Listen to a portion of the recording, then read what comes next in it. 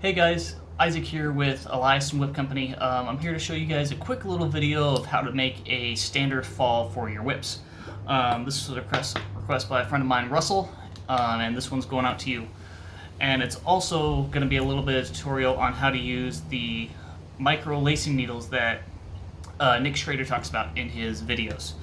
So, without further ado, I got a piece of paracord here. This isn't for any specific whip, but it's just the basics on how to make a regular fall.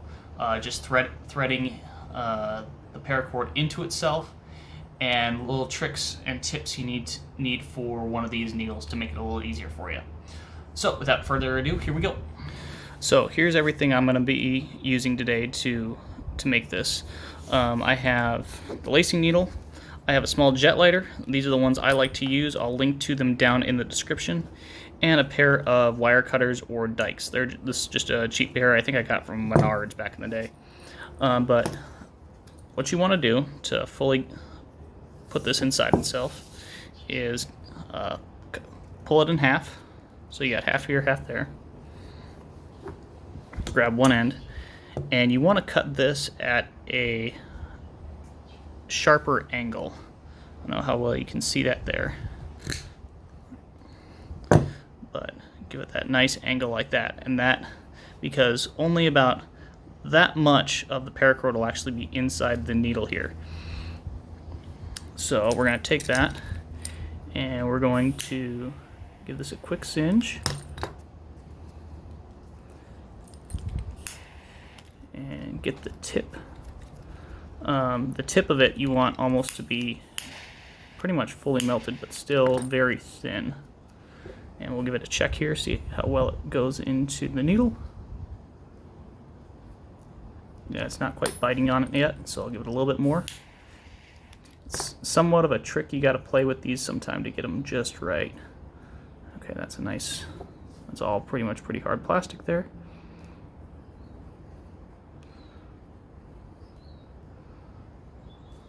Okay, and there we go. It's holding in there now.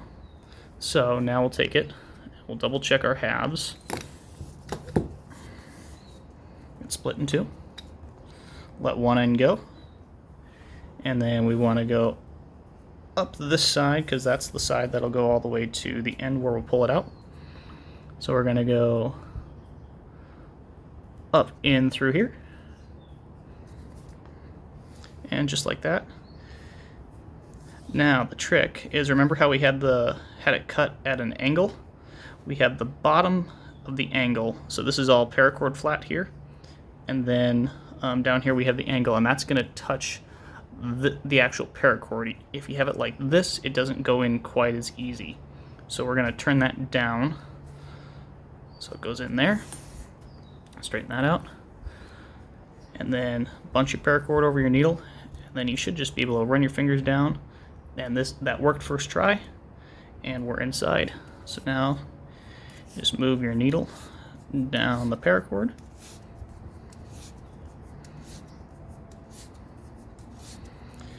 Thought I'd do this tutorial outside for you guys today, even though it's kind of just in a brick wall area, but maybe a little bit different change of scenery. And we're getting down to the last little bit here. We're going to run our fingers all the way down. And you want to keep an eye on this loop, make sure it doesn't close fully. I'm going to hook it over the handle of my dikes here to make sure it doesn't all the way close. It'll close up on that. And we'll get this the rest of the way. Okay, there's the paracord through. Just take your fingers, squeeze, and just run the paracord down on itself. Do that one more time, get everything out. Okay, and then that's about as small a loop as I like, is just about the size that I can get up my pinky in. You can also really snug this up, like once you put it around the whip. If you keep the last little bit of paracord out here, usually I'll make these right as I'm putting them on the whip, but you can pull down a little bit more, slide that extra material down, and that loop will tighten up. So let's see. It'll tighten all the way up there, and I can make it keep getting smaller. But And then when you get it where you want it, get it to the right size around your whip, then you take your fingers and run all the slack of the overcoat back down, and then you have a nice tight fall. And this won't change or anything. And once you're done, go to the end here, give it a snip, and singe that off.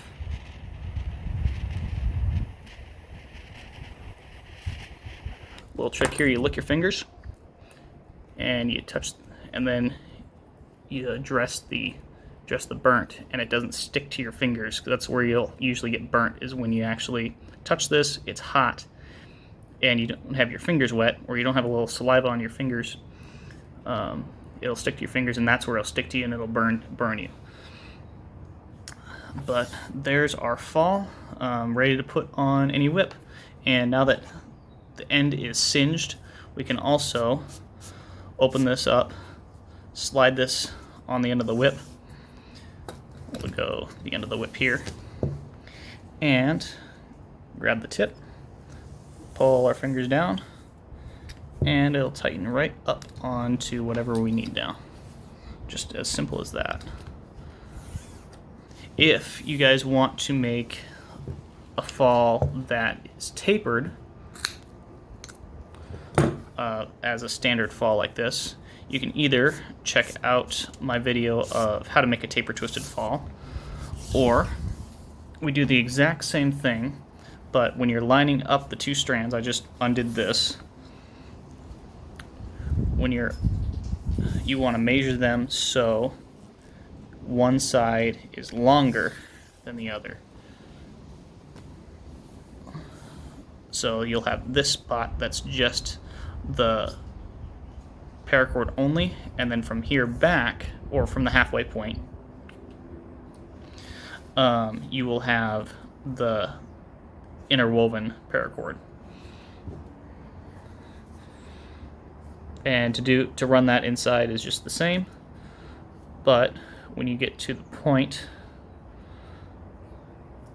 and I'm just going to take this off so you guys can see, put the needle into the paracord here.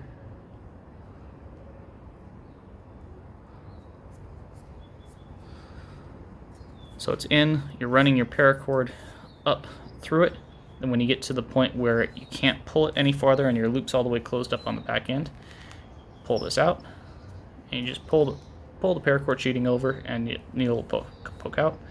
You'll pull this out along with the extra bit of paracord, and then do that slimming thing where you grab where the loop is and pull down, and everything should disappear inside.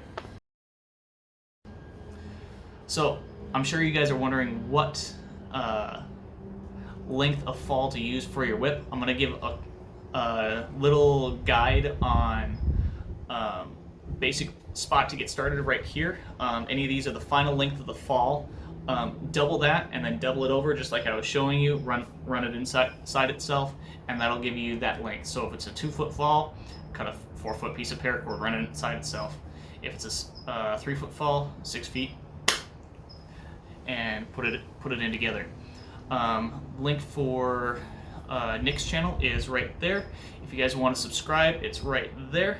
Subscribe and like us if you want. It really helps out the videos, helps these get seen a lot more. Thank you guys so much for watching. Hope you enjoyed. See you in the next one. Bye.